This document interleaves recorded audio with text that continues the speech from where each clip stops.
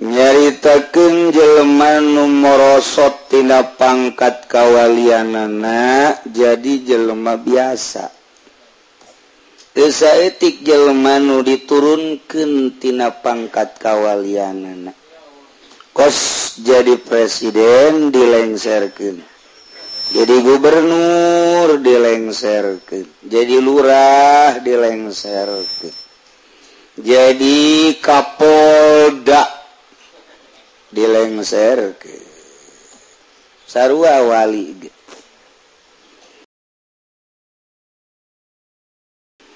Kalengseran wali hiji bisa babil harpi ku pagawean-pagaweanana. Nu tatadina geus bisa lillah ku wali lil amplop. Tatadina geus bisa lillah ku wali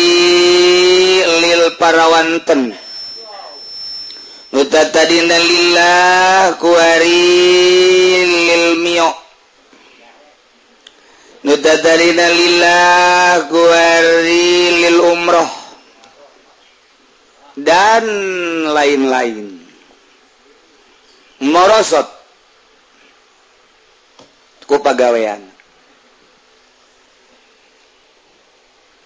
Geus tamati heula. Nomor kadua morosot bil idofah. Kunyalande babarengan jeung babaturan anu teu boga makom. Nyana kuari beda haluan. Tatadina masantren di pondok pasantren salap. Ngaji amil, ngaji jurumiyah, ngaji sorop, ngelal ngasal. Ngadepong di pondok pasantren datang ka keleh beteung. Tuur hararideung. Pokoknya jadi bae nyantri na patul muin kuari di dulu kitab naya jangan alpiah geus teu kadeuleuh huruf aslina takriran geus anu langtung nu dengdek geus pokona mah komo mantek mah teu kadeuleuhna naon hideung ku mangsi aduh geus parah hebat balik ka imah. Atau emang dididik di pondok pesantren makan lain sakadar ilmiah, nu mantak ulah dimodernkeun teh lain sakadar ngejar ilmiah. Tapi ieu teh neuk niru akhlakul karimah leluhur. Nu dibaheulana guru teh nurutan guru kabelah dituna nurutan wali kabelah dituna nurutan tabiin, nurutan sholihin, nurutan Kangjeng Nabi Muhammad sallallahu alaihi wasallam. Sekedar ngejar ilmiah gampang. Naon hese-hese ngejar ilmiah. Tetapi pengamalan ilmiah nu mantak di pondok pesantren mah kudu dijaga. Ulah dibarengkeun jeung sakola, ulah dibarengkeun jeung gawe. Masalahna neuk ngamurnikeun memfokuskeun diri ka Gusti Allah Subhanahu wa taala. Itulah pondok pesantren. Imiti nu dikejar teh amil jurumiyah sorop, ngelal ngasal, alfiah, johar maknun mantek, fatul mu'in, fatul wahab dan lain sebagainya. Kemudian kuari geus bisa henteu gegeraan balik santri maka imah. Tetapi mulai ngamalkeun di pondokna keneh ge. Tasbih rutat tadina leutik jadi gede. Tadina boga hiji jadi loba.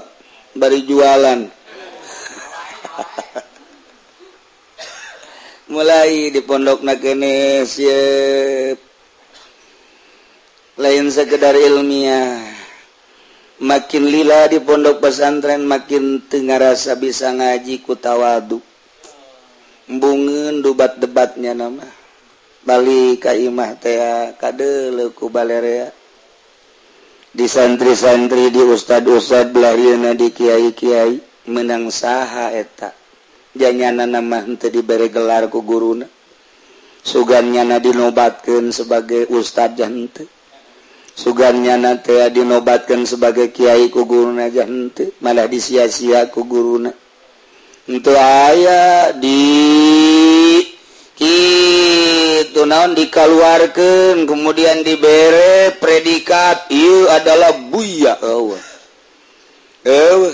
santri mah balik ka imah kita berangkat sorangan modal ke saya di pondok pesantren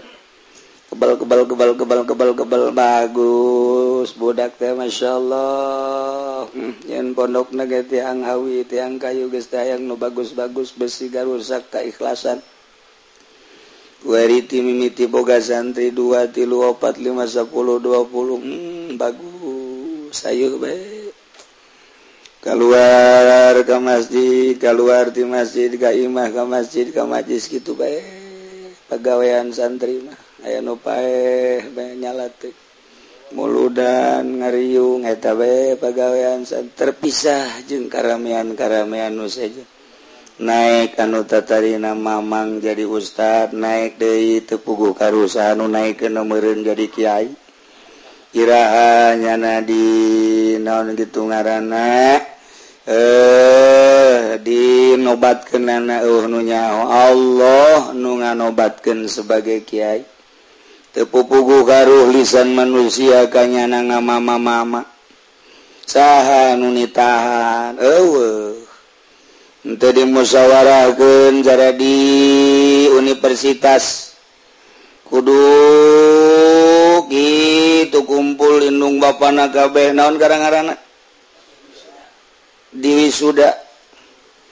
dibere Quran di luhurna disumpah dibere topi miring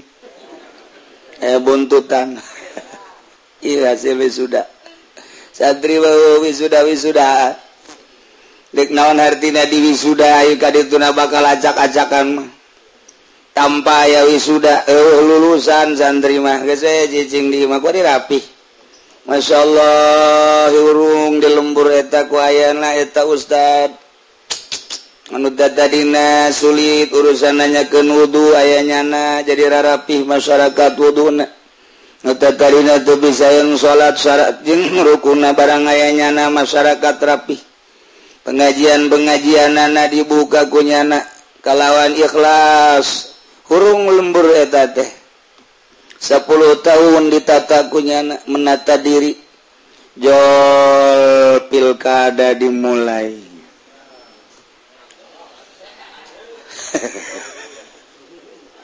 datang kandidat bupati silaturahim haletik rahim mulai camat jeung lurah datang payai enjing bade aya pa bupati ka dieu bade silaturahim mangga datang boh ajudan mawa jeruk apel mawa cucu kadu luar biasa ngobrol kieu Pak Kiai maksudna si sajabat silaturahim kan nagara teh geracak-acakan Kiai ngabutuhkeun pamimpin kula terpanggil lantaran itu teu beres ieu teu beres insyaallah kula ge deuk siap teu beres teh aya nu dibutuhkeun Kiai mah doa Kiai doa itu mah kitu hungkul Pak Kiai ieu masa kadal awalan bae ke insyaallah kula ka dieu deui nya mau sasalaman guriwa 10 juta Kiai ngahegak biasana nyalateun mah 50.000 ieu mah 10 juta waduh ieu mah bisa beukeum meuli mio cak Kiai robah Kiai mulai menang seminggu 2 minggu sebulan kapanggih jeung camat Pak Camat bupati iraga dede lingsem tak Kiai nanyakeun kedatangan bupati deui mulai bupati hatur salam calon bupati hatur salam berikut jeung ketua partena Golkar langsung kadinya deui silaturahim ajudanna datang deui waduh irungna beukah kaciri kuari meuli nyana motor beat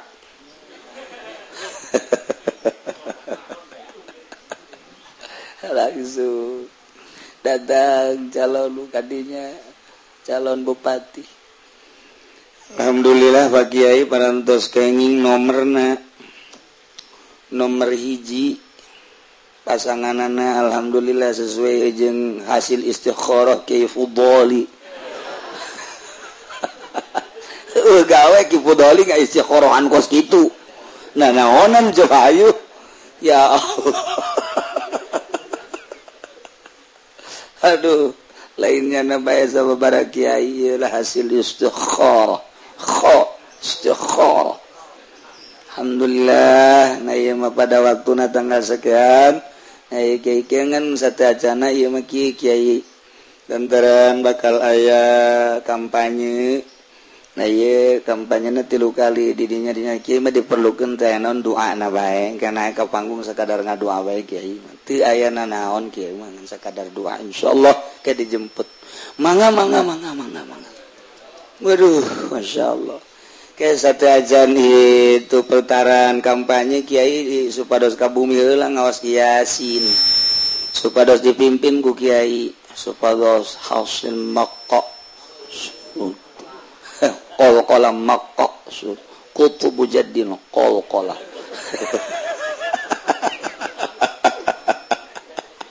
Ya Allah. Dijemput kiai. Oh, dibarengan ku Habib Rozak kok. Oh, kiai di bupati calon bupati hadiahna ge ngageleger ila hadaratillah bil geleger. Sasarangan urang ngawas Yasin, 3 balikan Fud. 3 kan? 3 balik bae ulah seueur-seueur supados hasil maqsud.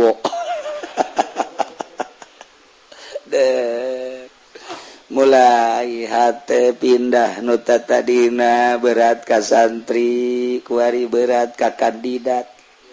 Allah memperhatikan, ya Allah karim terakarasa ku urang pindah urang morosot tah ngaranna morosot eta kos kitu. Mulai milu di luhur panggung hidup cek nu dihandap paeh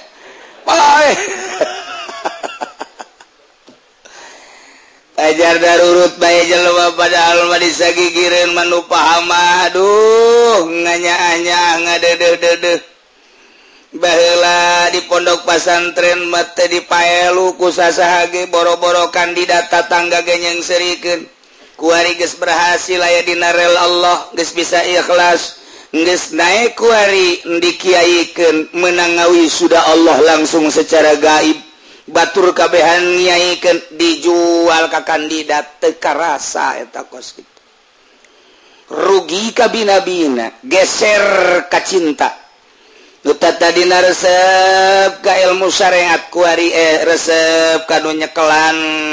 politik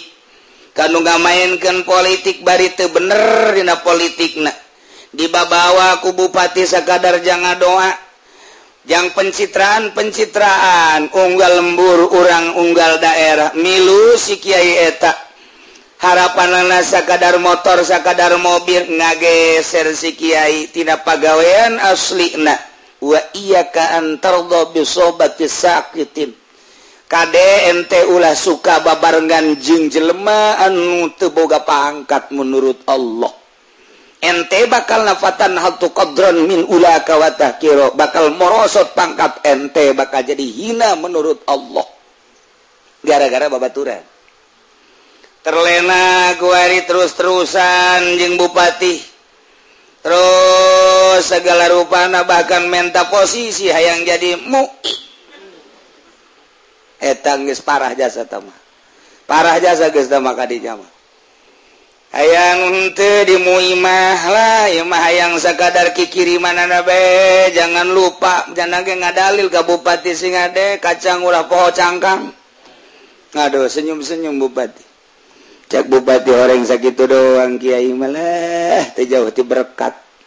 ngomong hate leutikna ge bupati ge kos kitu orang kiai sakitu doang. Nah, nyengserikeun kieu eta bupati-bupati komo gubernur komo menteri ngageser nyana karesep jeung pagawean babaturanana anu menyolong hate kamari mako ngeunaheun mun maca riyad ku ari mako teu betah kamari mako ngeunaheun mun maca sapinah ku ari mako teu betah kamari ieu mah nikmat amat mun maca tagrib ku ari mah teu betah kamari ieu mah teu daekeun nya maca koran ku ari mah ngalanggan koran ge masyaallah kamari ieu mah teu boga HP ku ari mah BlackBerry tambah ku produksi Cina teh naon ngaranna nu kuari nu anyar teh aduh nu hebat teh nu hampir sarua jeung BlackBerry anu sia hayang teu gabeuli teh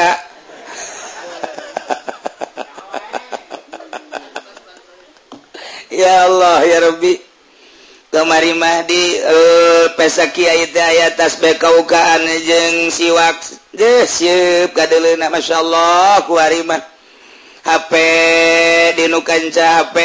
dinu katu ya Allah ya Rabbi malah embung kanyahoan ku batur naon nu keur didengekeunana ieu nu make kaceuli teh naon ngaranna Asep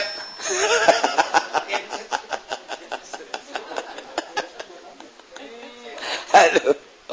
sorangan we teh kiai di juru iwa seuri jaba heula manu seuri sorangan teh nu edan koreng kiai ku ari edan ngegeser kiai Masya Allah gara-gara naon gara-gara babaturanana tadina jeung jelema ahli Allah kuari mah jeung ahli dunia tadi mah jeung ahli-ahli Allah kuari mah jeung ahli-ahli dunia geus kos garari itu ngageser lain kandidat nu kabawa ku kiai kiai kabawa ku kandidat jangan memang kandidat mandek nari kiai jang pencitraan demi dirina kiai na bae boloon mantak lamun aya kiai nu kabawa sakabaka kos gitu tunjuk rame-rame boloon tunjuk coba kuari saurang bae aya kan di dieu ge eta nya na jelema Haji Pendi boloon eta nya boloon tu leutik nya nama aduh tega rasa kan ku kiai teh tega rasa kos gitulah kahirupan mantap sing hade babaturan sing hade ai can kuat lamun urang geus diangkat jadi wali tapi dibere kuat ku Gusti Allah ai tadi mah kakarake jadi solihin doang cai teh di steril cai teh di steril jadilah cai aqua di steril cai jadilah kuari cai 2 tang di steril cai tak jadilah cai pam hasil steril asli nama teu bagus eta teh kos kitu bisa teu bagus deui ditenden lila bisa teu bagus beda jeung zam-zam mah aslina memang zam-zam teu kudu di steril ku urang nang Allah nyeteril beda jeung cai laut lumpat ke mana bae tetep bae cai laut kadatangan ku cai ti berbagai muara cai laut moal bisa ngahiji jeung cai muara pilihan Allah kitu kene wali Allah nu dipilih ku Gusti Allah cicingnya na di tengah-tengah kota cicingnya na jeung pamarentah cicingnya na jeung pedagang lantarannya nama diciptakeun ku Gusti Allah cai laut moal robahnya nama tetep bae asin bae kos gitulah perbedaanana aya jelema diangkat jadi wali Allah kahayang Allah aya jelema usaha heula ieu mah keur carita usaha heula melalui riyadhah melalui mujahadah melalui pertapaan dan lain sebagainya lantaran bisa nya nyeterelkeun hate bisalah jadi sholihin kabelati nu jadi wali ieu mah nu loba bahaya tapi lamun kehendak Allah mah murad ngaranna wah geus hese tah mah geus kajeun kumaha ge hese dijaglagna wali lamun berpagat murad hese lantaran tambah geus kehendak Allah model cai laut geus kajeun ka mamana ge nya nama geus cai laut bae dihijikeun jeung cai mamana ge tetep bae cai laut bae moal bisa beda jeung cai menang steril ku urang kebal-kebal hideung aya bae kebal-kebal dicampur jeung jadi beda cai laut betul bisa cai laut bae zam-zam bae ilah murad lamun manusia diangkat ku Gusti Allah sebagai wali murad moal kaharti ku balerea lantaran ke kadeleuna daharna biasa bae heesna biasa bae kadang-kadang tara tahajud kadeleuna tapi kan ai geus di murad mah hese bae sebab lumayan lain zahir batin eta mah geus hese di luar pikiran nu biasa hese tuturkeunana teh mah nu kos kitu mah maning manut bae ka nu kos kitu mah sebab nu kos kitu mah babarengan jeung saha bae nyana asin bae cai laut bae tah beda jeung nu tadi nu nang hese beleke hese deuk naik teh urang mah deuk naik ka tangkal kalapat teh pan ngoser-ngoser pan aya monyet batrek datang ngaluhur kos kitu eta nah ieu ge sarua mantak cek ka Kangjeng Nabi Isa kama kana Isa alaihi salam yaqulu la tujalisul mauta sing hade maneh ulah sok lulungguhan babarengan jeung jelema-jelema paraeh atuh patamutu qulubukum ente bakal milu paeh hate ente bareng jeung nu paeh hate ente bakal paeh gila cak nu nanya wa manil mauta ya ruhallah sasi nu pararaeh hate nu pararaeh teh saha gola cek Kangjeng Nabi Isa ar-ragibuna fid dunya al-muhibbuna laha nu cinta dunia nu resep kana dunia etalah jelema nu pararaeh hatena jelema nu hubbud dunya hatena paeh urang nu endeu ka Allah dilarang keras babarengan jeung nu paeh yakni hubbud dunya kabawa ente ka jeung kumaha kakara ge urang di ustad geus didatangan ku kandidat paeh sia ayeuna datang mah ka imah urang atuh masalah janamu ieu hormati ku urang milu ulah urang kakara gendek engkeut-engkeut titeh ku Allah kamari mah di mamang-mamang kuari kakara aya hiji dua nu nyebut ustad kemana tad lumayan tah nanti Allah tah ustad ieu bisa gugur deui ustad dia awas ya asal babarenganna salah bae ieu ustad leungit ya haju bae bener bae barang milu jeung Golkar di tukang di luar ngarobrol mantan ustad manya ustad mantan mantan ustad ya Allah ya Rabbi sia kunaon nyebut mantan kiai kasih eta baheula mah nyana teh ngaji kuari mah henteu baheula mah santrian kuari mah henteu baheula mah sok daek ngariung kuari mah henteu mantan berarti geus teu daekeun barang cacampuran jeung itu nah ieu la tujalisul mauta fatamutu paeh qulubukum hate maneh gila wa manil mauta zahanu pararaeh hate ya ruhallah he Kanjeng Nabi Isa gola jeung Kanjeng Nabi Isa ar-ragibuna fid dunya al-muhibbuna laha jelema nu cinta dunia paeh hatena sedengkeun urang mah nikmat jasa babarengan jeung jelema nu cinta dunia babarengan jeung camat tiis kada hate sebab dahar pan urang ditraktir bae babarengan urang jeung bupati Komobu aya terasa terangkat derajat urang cak nafsu urang babarengan jeung nu sugih babarengan jeung ahli dunia teh aya urang teh egosetik mah eta teh dihapus ngaran urang nu tadina mah geus berderet di kolom solihin kuari ngageser tolihin jelema poleh kuari mah ngageser ya Allah ya Rabb numantak hese jasa kuari neangan picicingin wali teh ya rijalal ghaib qabla itu nuqoba nujabang oropa asaib qabla itu na rijalal ghaib nuqoba rijalal ghaib nuqoba wa asaib qabla itu na wali abdal ieu hese jasa ieu eta mapan nyaon garang-garana gaganti maot cokot ganti maot cokot tiap negara kudu aya wali abdalan bae. Teu meunang kosong. Ketika kosong eta teh nyana dicokot di negara nu mana bae. Mungkin bae ketika Banten kosong dicokot ti Yaman, mungkin bae ti Irak, mungkin bae ti Pakistan. Ngan nyana rupana bisa mencala putra mencala putri. Bisa rupa aslina nyana kos urang Arab mun teh mah dicokot di ditu bisa nyana ngarupa kos urang Banten kos Baduy. Bisa kolot, bisa ngora. Mantak ulah kaget engke biasa ngadatangannya na ditugaskeun nya nama yartahiluna lempang terus. Ngadatangan pejuang-pejuang agama. Nya datang ke ka ustad nu kakarak muka pondok Assalamualaikum, mukum sake ngobrol we. Ditanya, "Ya ki di mana?" "Wah, ki mah di itu di gunung." "Gunung mana?" "Gunung langit." Wanya di langit aya gunung. Ngobrol lalagaan ke omonganana mengarahkan agama. Tamit nyeleng urang hese neanganana tapi bahasana aya be di jero hate. ngomong datang dari nyana ka Kiai Waalaikumsalam kahayang nyana bae rupana dan lain sebagainya tingkahna ke datang ke pejabat sarua nyana terus bae ka pejabat ke datang bae dengan rupa nu beda-beda yartahiluna limakanin ila makanin min makanin ila makanin akhar terus bae nyana mah berubah-ubah kumaha nyana bae eta mah utusan Allah kos kitulah. Nah eta jelema anu geus teu hayangeun dunia di jero hatena dunia eueuh sabakatul hiber-hiber acan di jero hatena nyana mah bisa hiberan deuk ka mana bae hiber ngan nyana di titah ngurusan provinsi eta masyaallah lamun urang jaritakeun dunia kewalian kok bisa kos kitu saha nu ngangkat-ngangkatna aya biasa di wisuda wow sumpah pemuda jadi di dunia kewalian teh kos garar itu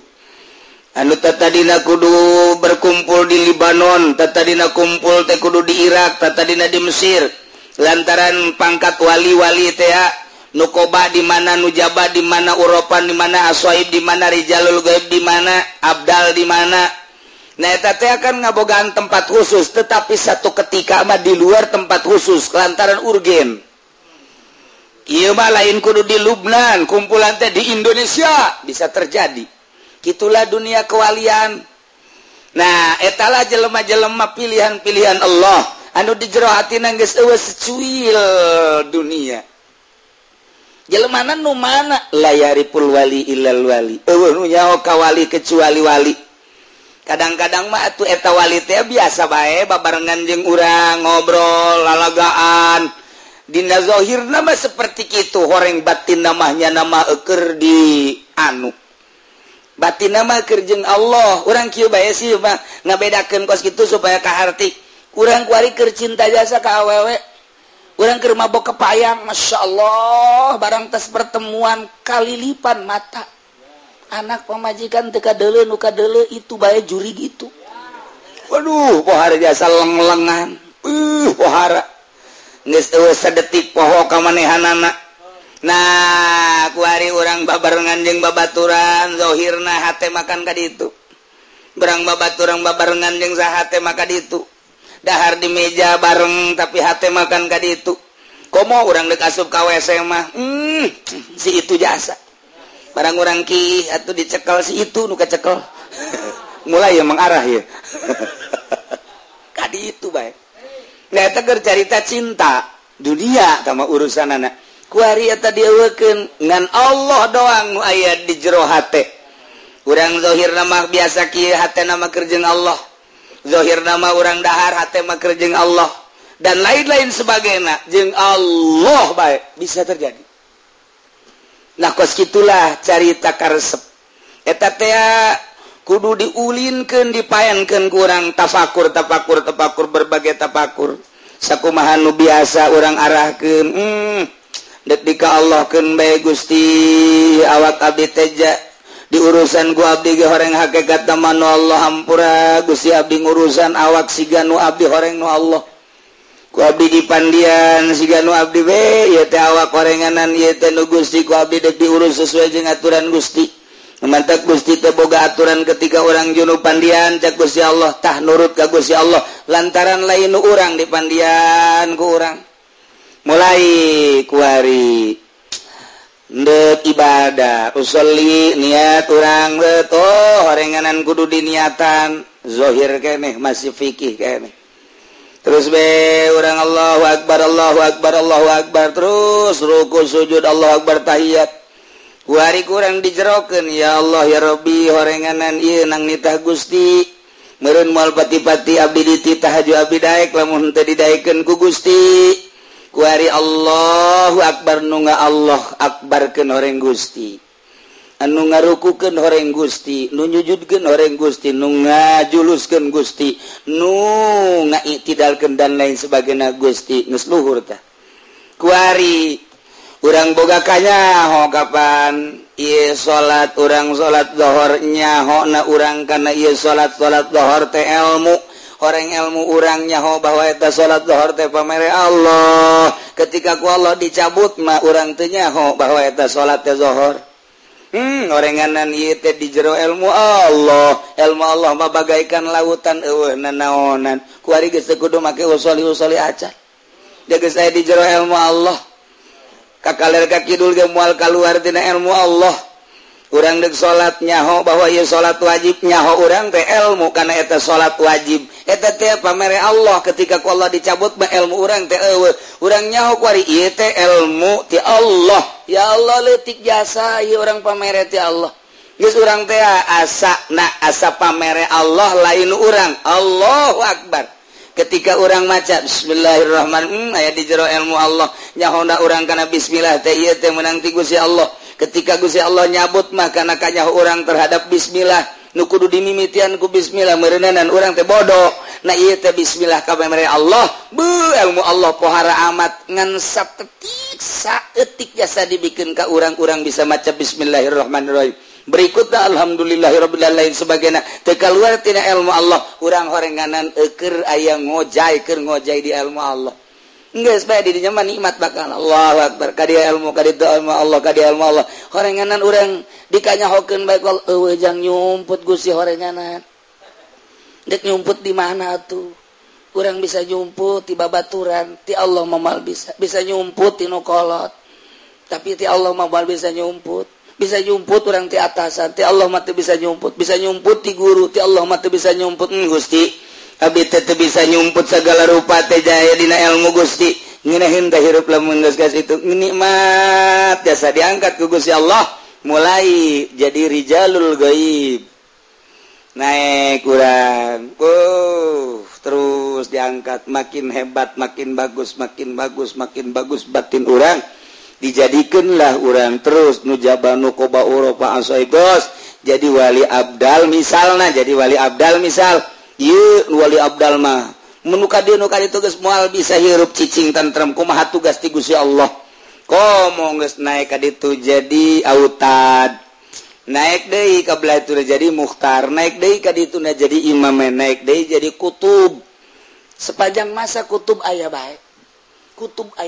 sepanjang masa sadunia kutub seluruh kakutuban mangan hiji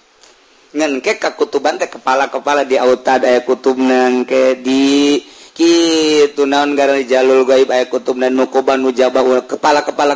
aslina kutub engke hiji ieulah jelema-jelema nu bisa ngabersihan diri bersih eueuh saeutik-eutik acan hubud dunya eueuh saeutik-eutik acan makhluk di jerona kakaraknyana diangkat jadi wali Allah Subhanahu wa taala. Eta geus jadi wali begitu jana kukumpulan deui jeung gubernur lalaunan setik bisa merosot geus jadi bisa merosot atuh komo nu kakarak tahap-tahap mah deuh atuh geus mantek sing hade la tujalisul mauta cak Kangjeng Nabi Isa geus lawan asok babarengan jeung jelema nu pararaeh sanu pararaeh teh nu hubud dunya patamutu kulubukum bisa modar hate mah ini mengasingkan diri bae urang nu mah kiai guru-guru urang cukup baelah magahan santri ka majelis ka masjid teu daekeun cacampuran kunaon teu daekeun cacampuran nyaho bahwa cacampuran teh gede mangpaatna lantaran besi teu bisa lain bagian ketika nyana dibere bagian mah ku Gusti Allah teger ulah sok nurutan nu bisa mah teger nyana cacampuran jeung pamarentah jeung saged teger lantaran dimurad ku Gusti Allah dasar aslina zam-zam bae dasar aslina cai laut bae urang anu lain kos kitu sing hade ulah tuturuti urang mah aduh sakieu kaayana bae geus bae sakieu mantak loba milihna kos kitu bae guru-guru urang teh geus bae di majelis kajian teh disengserikeun ge tapi ternyata aman di samping aman mangpaatna gede anu kos kitu jelema nu dakwah ngaler ngidul ngetan ngulon eueuh tapakna tapi nu cicing bae kunaon atuh jelema narurut dituduhkeunana daek hartina dakwahnya na ku cicing bae ge jelema nurut ke agama kok anu ngider bae mah lantaran nu ngider mah tujuanna ge lain dakwah hayang kabeuli eta teh rodana opat teh gede deui kemari mah anda bayang rada luhur supaya pakai kawarangkas dan bener kan put karangkas dong luhur. Aduh, masya Allah, Karim.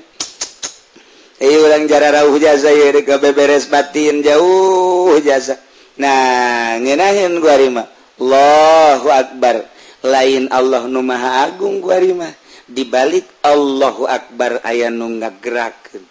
Eta teh karasa. Leuwih luhur deui nyaho ka Allahu Akbar menang ti Allah. Kajaho urang teh pamere Allah. Mun ku Allah dicabut urang eueuh nanaonan. Terasa jeung Allah. Allahu Akbar. Leuwih luhur jasa tah mah. Tuh dimimiti orang menata salat sok nu rapi Allahu Akbar Allah nu maha agung sok sedekapna sing rapi diatur ku Fathul Muin sok gerage ruku Allahu Akbar Allah maha agung tama salat TK tama kos kitu paud bisa tapi kan urang kos kitu ge teu bisa salat eta bae ge teu bisa nu ngahartikeun secara harfiah can bisa. Urang teh datang ka dinya ge hese komo tama datang ka perasaan Allahu Akbar seakan urang aya nu ngageur mentak hampang salat eta hampang ngeunaheun sababaraha puluh rakaat ge sebab lain urang nu salat